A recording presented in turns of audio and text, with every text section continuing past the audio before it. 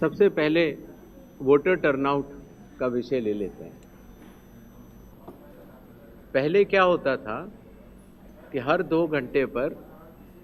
जो 10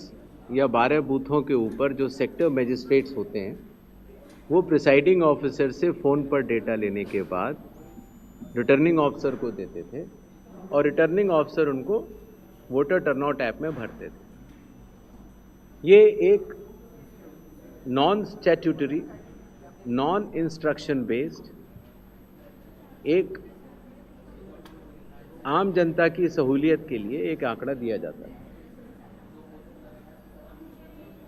तो 9 बजे, 11 बजे, 1 बजे, 3 बजे, 5 बजे।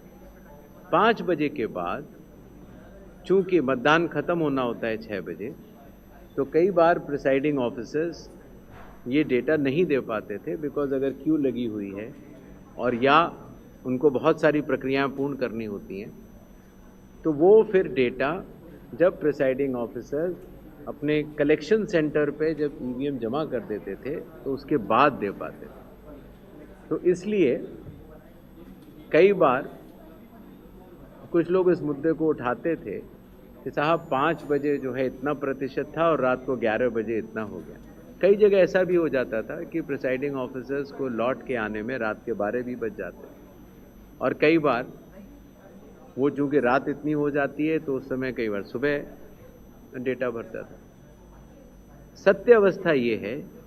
कि हर पोलिंग बूथ पर जितने वोट पड़े वो मतदान समाप्त होने पर फॉर्म 17C के तौर पर हर प्रत्याशी के पोलिंग एजेंट को दे दिए जाते हैं। डेटा एंट्री में पहले इतना समय लगता था।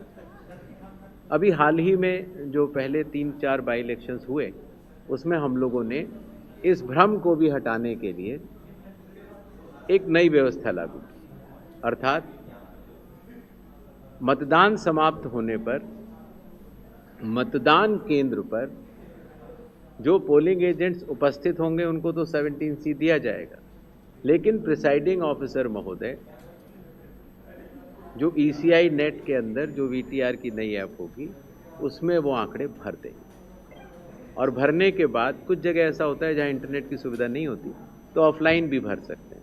इसीलिए जब तक वो लोग काउंटिंग सेंटर तक आएंगे तो ये अप्रॉक्सीमेट वोटिंग ट्रेंड्स आपको मिल जाएंगे और उसमें बढ़ोतरी की संभावना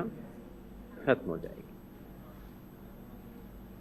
जहां तक दूसरा सवाल था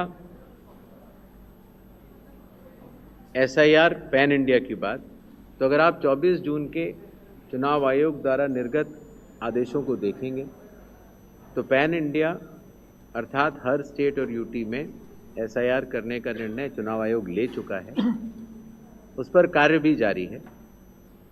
लेकिन उनकी तिथियां राज्यवार या यूटीवार चुनाव आयोग की संयुक्त बैठक में हम लोग निर्णय करेंगे और फिर आपको बताएंगे। चुनाव आयोग एक संवैधानिक संस्था होने के कारण संविधान के अनुरूप कार्य करती है और हर विधानसभा, लोकसभा के इलेक्शंस की सुपरिंटेंडेंस, डायरेक्शन और कंट्रोल ये चुनाव आयोग के पास होता है। लेकिन जो वैधानिक अधिकारी होते हैं, जैसे मतदाता सूची बनाने के लिए हर विधानसभा क्षेत्र में विकेंद्रीकृत लोक प्रतिनिधित्व कानून के अंतर्गत ERO की जिम्मेदारी होती है कि वो मतदाता सूची बनाएं। फॉर्म 6 अगर आता है, कोई नया मतदाता आता है, फॉर्म 7 अगर आता है, फॉर्म 8 आता है, तो उसके ऊपर निर्णय वैधानिक रूप से क्वाजी जुडिशियल बॉडी के रूप में ERO ही लेते हैं। अगर उनके द्वारा लिए गए किसी निर्णय पर किसी को भी आपत्ति हो तो वो जिला मजिस्ट्रेट के पास अपनी अपील दे सकता है, और अगर जिला मजिस्ट्रेट के पास से उसको मिले निर्णय से असंतुष्टि हो तो वो चीफ इलेक्टोरल ऑफिसर के पास जा सकता है और वैधानिक रूप से मतदाता सूची बनाने का काम उस स्तर पर खत्म हो जाता है। तो चुनाव आयोग के द्वारा दिए गए निर्देशों, लोक प्रतिनिधित्व कानून के अंतर्गत और संविधान के अनुरूप ये सारी व्यवस्था कार्य करती है।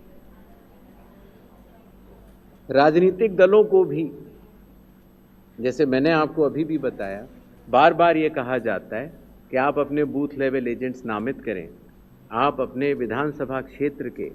जो भी आपके हेड हैं उनको नामित करें, आप जिला अध्यक्षों को नामित करें, जिससे कि वो इस स्टेट के प्रेसिडेंट्स को नामित करें, जिससे कि इस व्यवस्था के तहत ये समन्वय बना रहे। तो निष्पक्षता तो हमेशा रहती है और पक्षपात का तो प्रश्न ही नहीं उठता। जहां तक विशेष गहन परीक्षण में जो मतदाता सूची का एक सराहनीय शुद्धिकरण का कार्य हुआ है, बिहार के सभी मतदाताओं ने चुनाव आयोग के साथ मिलकर इस सूची के शुद्धिकरण में अपना पूर्ण योगदान दिया है। चुनाव आयोग के साथ कार्य करते हुए किसी भी मतदाता को अगर कोई भी शिकायत रही हो तो उसका निराकरण संबंधित ईआरओ ने करके दिया है। इस प्रक्रिया में ड्राफ्ट सूची जब आई थी तो लगभग